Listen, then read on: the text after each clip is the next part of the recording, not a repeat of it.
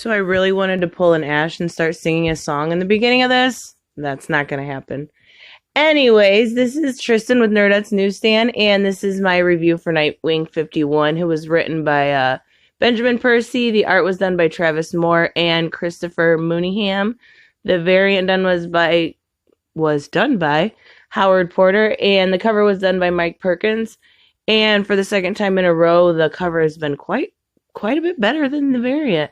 But this was good. This was good again. This whole run has been really good. Anyways, I digress. Let's just check out this comic. It opens up with a really nice picture of an officer looking at the casing that Nightwing had set fire to and kind of just scraping it off. And he goes and kind of has this little conversation about where Nightwing is, the changes that have happened since Nightwing's been gone with a fireman, what has been going on in Bloodhaven, and just kind of explains what happens a little bit.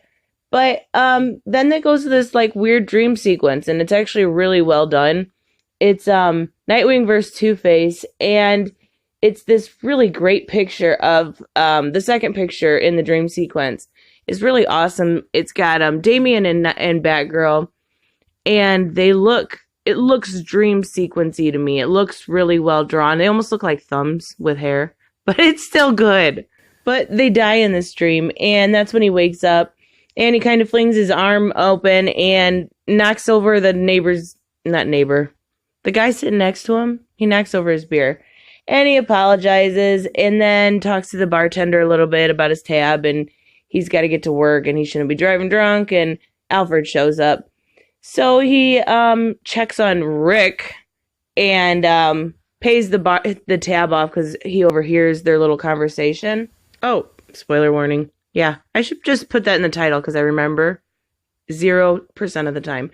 Anyway, they go out and he likes the car that Alfred's driving, and he kind of rambles off of every single thing about the car, but yeah, he cannot seem to remember the recent things in his life. So they part ways, and it splits to a scene in Bloodhaven where in the past comic there was a man that had drowned in his bed. Well, this is his wife talking to Dr. Crane about she keeps thinking about like how he was feeling in the last moments of his life and how scared he was, and Dr. Crane says, well, let's embrace this fear, and then it goes to the next scene, which is Nightwing talking to his boss, basically, starting work for the night, and here's the car keys, here we go. And then it goes to these couple different scenes where he's got different characters in the back of the car, people fighting, and then like someone telling him his woes, and then nothing. So at the end of the night, which I think he said was about 3 a.m. when there was nobody looking for a ride, he goes to this jewelry shop and he looks in the window. Well, he realizes that it's very similar to something that his mom had wore, and he can remember his mom, his parents, and the circus, but yet he can't remember things that just happened right prior to when he was shot by KGB. And then it is, 3 o'clock in the morning in a part of the neighborhood, and he hears the click on the back of his head, and it's somebody trying to rob him. So he says, the money's in my wallet, it's in, the cab, go get it, I don't want it, whatever. So then the guy gets greedy and says, now I want the cab too. And that's when that muscle memory kicks in that they teased last time. And he just kind of becomes Nightwing, or not becomes him, but remembers how he used to fight with him. And he says it's just like second instinct. It's natural to him. So it's easy for him to go back to that character.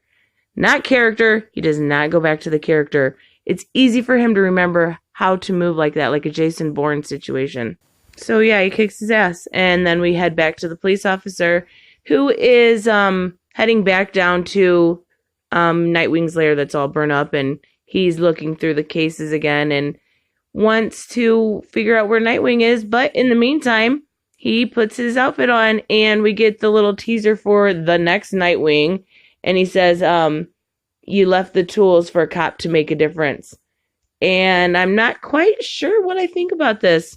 I mean, it's cool, good writing. I'm not saying that at all. But I have a good feeling that they're setting him up to be the villain. I'm not exactly sure, but I'm pretty sure that he's going to end up being either somebody or he's going to end up being the villain in this whole storyline. So I think that this is going to be really well done. Like, this whole arc has been good, but I think that they're setting up this cop as one of the villains, and then we've got the setup with the drowning victim, and then the wife going to see Dr. Crane. So we've got the Scarecrow line, and then this new Nightwing. Raven, quit messing with my phone. I think it's going to be really, really well done. This whole arc has been good. Like, reading, I didn't start at 1. I started like in the 20s, but I have zero complaints about it. I think this was just another really well executed storyline. I think this was drawn well. There really wasn't anything bad to say, so that's all I'm gonna say. I will see you guys next time. Bye.